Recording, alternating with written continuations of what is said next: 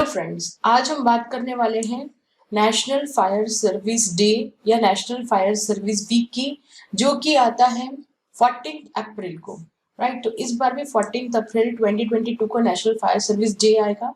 कई लोग डे भी मनाते हैं, कई लोग वीक भी मनाते हैं।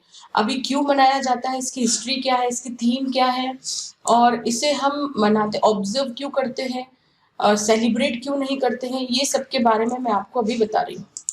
तो पहले हम इसकी थीम देख लेते हैं। Theme for national fire service day 14 अप्रैल 2022 है learn fire safety, increase productivity. अग्नि सुरक्षा सीखे, उत्पादकता बढ़ाए। और इसमें पिछले साल की थीम भी दी हुई है। तो हम ये देखते हैं कि क्या है इसमें और इस थीम पे आप क्या क्या कर सकते हैं। तो देखिए, फायर सर्विस डे पे जो है हम जो है जनरली सेलिब्रेशन नहीं करते, इसको हम ऑब्जर्व करते हैं। क्यों ऑब्जर्व करते हैं? क्योंकि एक तरह से हम इसको मार्टियर्स डे भी बोला जाता है। राइट, ये देखिए, नेशनल फायर सर्विस डे को जो है मार्टियर्स डे भी बोला जाता है। मार्टियर्स डे क्यों बोला जाता है? क्योंकि इस दिन जो है करीब 71 फायर फाइटर्स ने अपनी जान गंवाई थी मुंबई डॉकयार्ड की फायर में।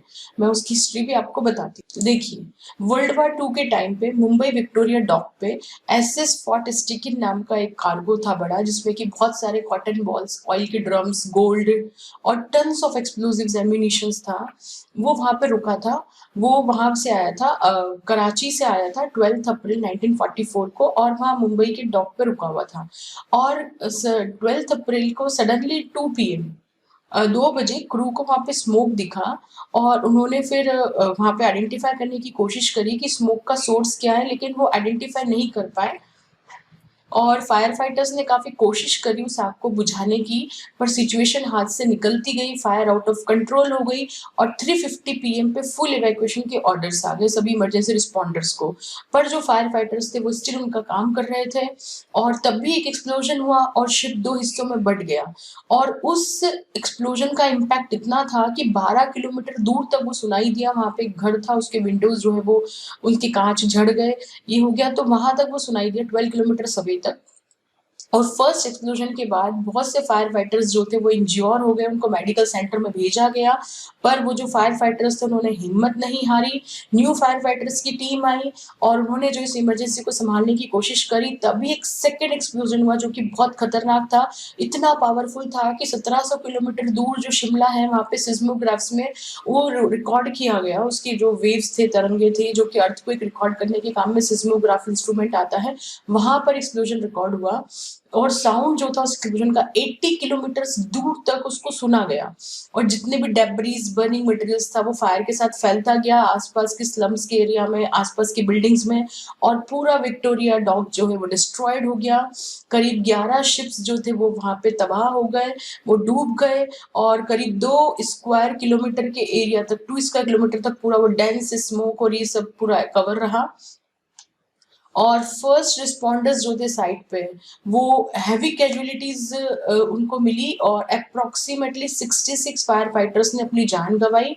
और बहुत से लोग मारे गए, क्योंकि वो शेल्स जो गिरे शिप्स के, वो जहाँ जहाँ गिरे एक्सप्लोड हो के, वो लोगों भी बहुत इंजुरी हुई, वो मरे।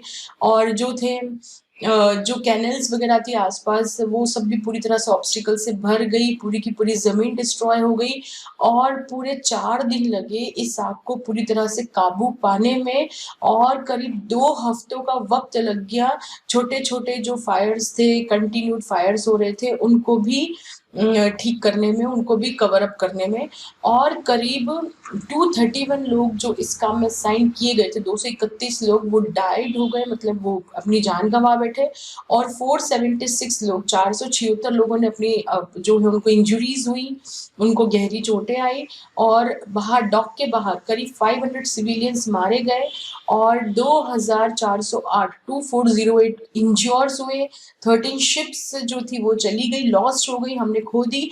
और 50,000 टन्स जो शिप्स थी वो डिस्ट्रॉय हुई और एडिशनल 50,000 सीवियरली डैमेज हुई। तो ये एक बहुत बड़ा इंसिडेंस था, फायर इंसिडेंस।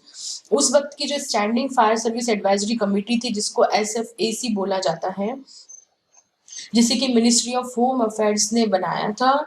और उन्होंने रिकमेंड करा, उनको एक कॉन्फ्रेंस में रिकमेंड करा और ये बताया कि जो है कि हम फायर प्रिवेंशन वीक मनाएंगे हर साल और इसको इम्प्लीमेंट किया जाना चाहिए। और ये इम्प्लीमेंट हुआ ना नवंबर 1966 से, तब से ऑफिशियली डिक्लेयर्ड है और तब से इसको जो है हर साल ऑब्जर्व किया जाता है, ताकि हम उनको होमेज पे कर सके एक तरह से, क्योंकि वो मार्टियर्स जो है, वो फायर फाइटर्स ने अपनी जान की परवाह ना करके उस आग को बुझाने की कोशिश करी। एक्सप्लोजन के वक्त भी वो वहाँ थे। तो इस तरह से जो है कई लोग फायर सर्विस वीक मनाते हैं 14 से 20 अप्रैल, ताकि हम जनरल पब्लिक को एजुकेट कर सके कि इस तरह के और इंसिडेंसेस ना हो। तो हम क्या क्या एक्टिविटीज कर सकते हैं, हम ट्रेनिंग दे सकते हैं फायर प्रिवेंशन प्रोटेक्शन की, डेमोन्स्ट्रेशन कर सकते हैं फायर की चीज़ों के, ऐसे slogan poster competitions, fire badge दे सकते हैं, मीडिया इंटरनेट का यूज़ करके हम कुछ भी फायर सेफ्टी के अवेयरनेस प्रोग्राम्स दे सकते हैं, ऑब्जर्वेंस कर सकते हैं, मौन रखवा सकते हैं 2 मिनट का, ऑडिट्स कर सकते हैं, मास अवेयरनेस प्रोग्राम कर सकते हैं, मॉक ड्रिल्स करवा सकते हैं, रेस्क्यू ड्रिल, होज ड्रिल, ये सब हम करवा सकते हैं। तो हम ये सब बहुत सी चीज़ें हम ये सब कर सकते हैं लोगों को जागरूक करने के लिए और इस दिन के महत्व के बारे में बताने के लिए कि फायर फाइटर्स ने किस तरह से फायर फाइटर्स ने अपनी जान की परवाह ना करते हुए भी इस दिन को इस चीज को बनाए रखा।